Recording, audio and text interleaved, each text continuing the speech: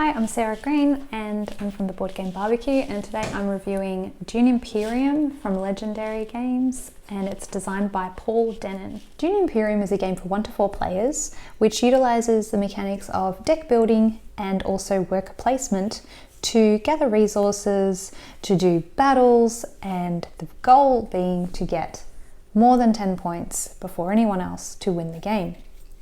So the different worker placement spots are the alliances here with the Emperor, Spacing Guild, Bene Gesserit and Fremen, and also if you see on the board here you can see Dune and how to get spice, and here we've got the High Council seats, and over here you can sell spice. So, and then this part of the board here is all about the battles.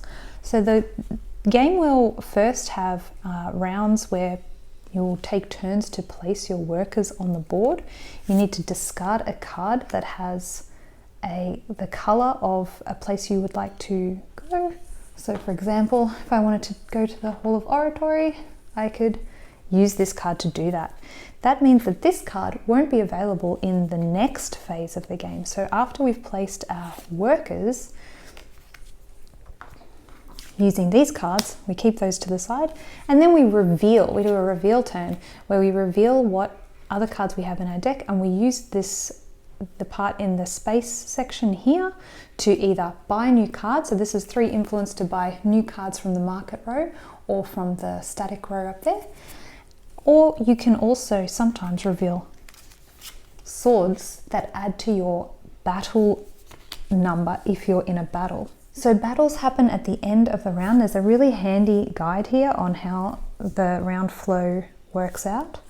And if you're in the battle, let's say I went here for example, because there are clashed swords here, it means that I could put cubes into the battle and put up to 2 from my garrison, which is this section here. And for every cube you get 2 points of battle. If there are several people battling, you can then add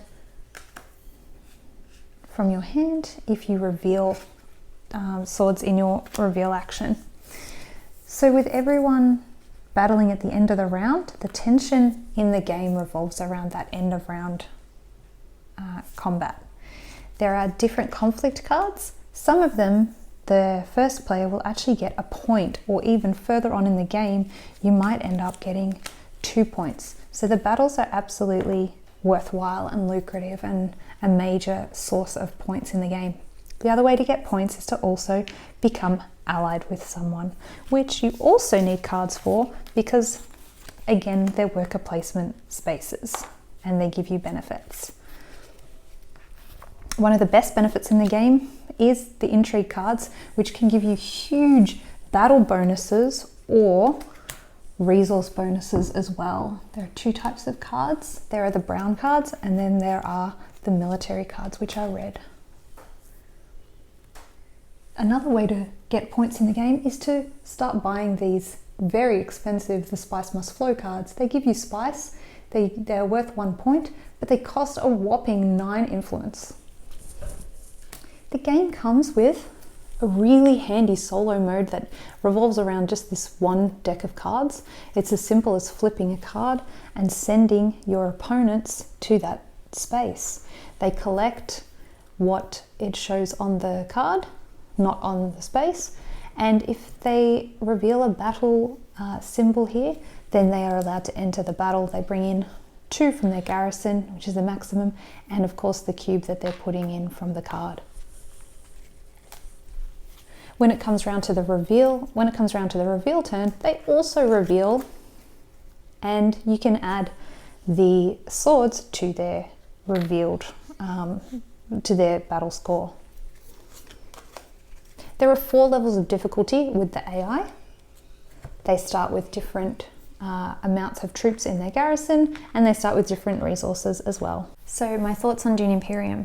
Dune Imperium unfairly gets compared to Lost Ruins of Arnak when actually they're really very different games. Dune Imperium should be known for the battle mechanics.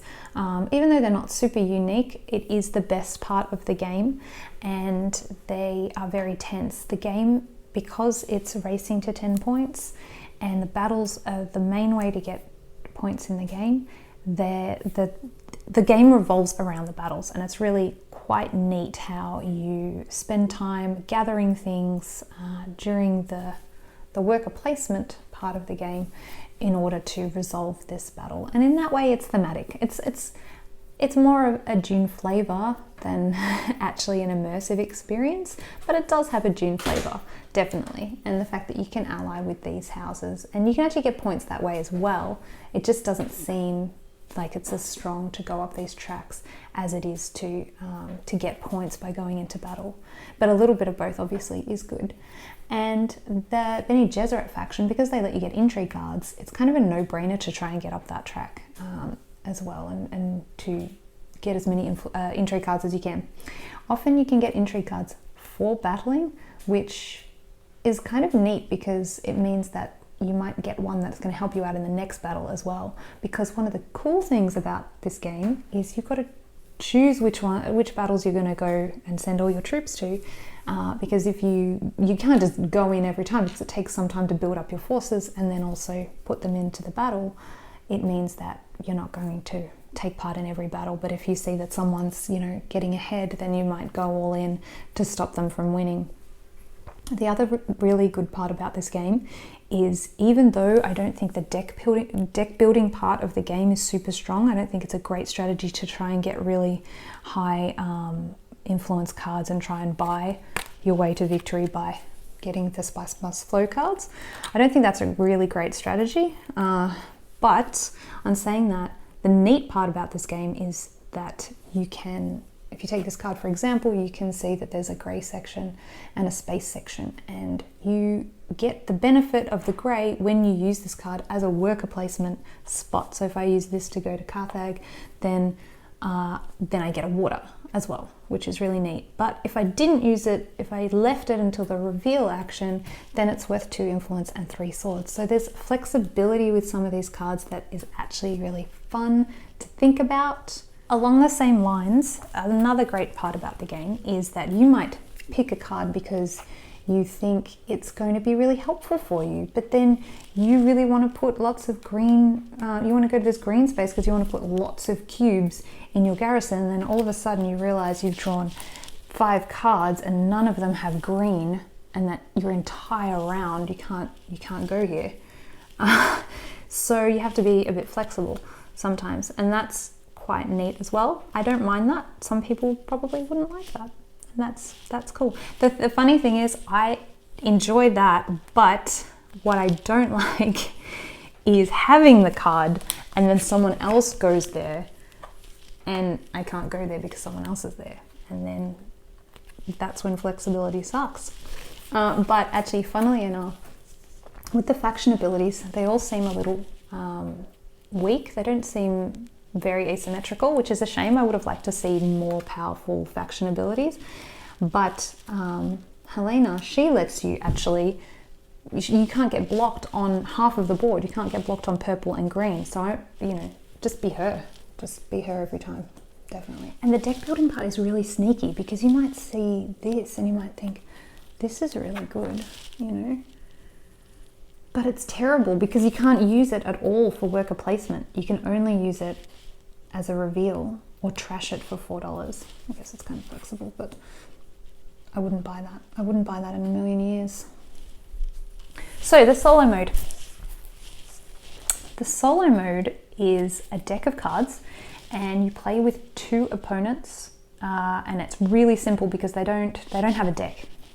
This is their deck, and you just turn it over and you do their action, and they go to this space, so they block that space, and then they do this. So they don't get the exact thing, they get what it tells you here. And if they're going into battle, then they send 2 cubes into battle as well, which is really straightforward.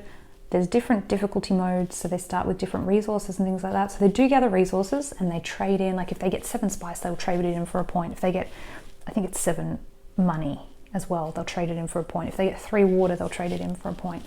It's not easy to win against the bots. So it's quite good.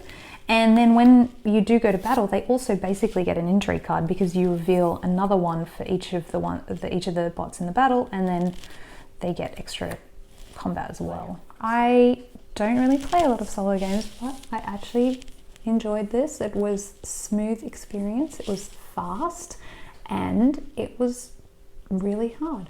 And the bots kept blocking my favourite spot, which is Carthage. And they don't even take an intrigue card when they go there. They don't even take the bit that I want. But they just block it, so I can't get to it. So that's Dune Imperium. Cube fight! I better pick that up.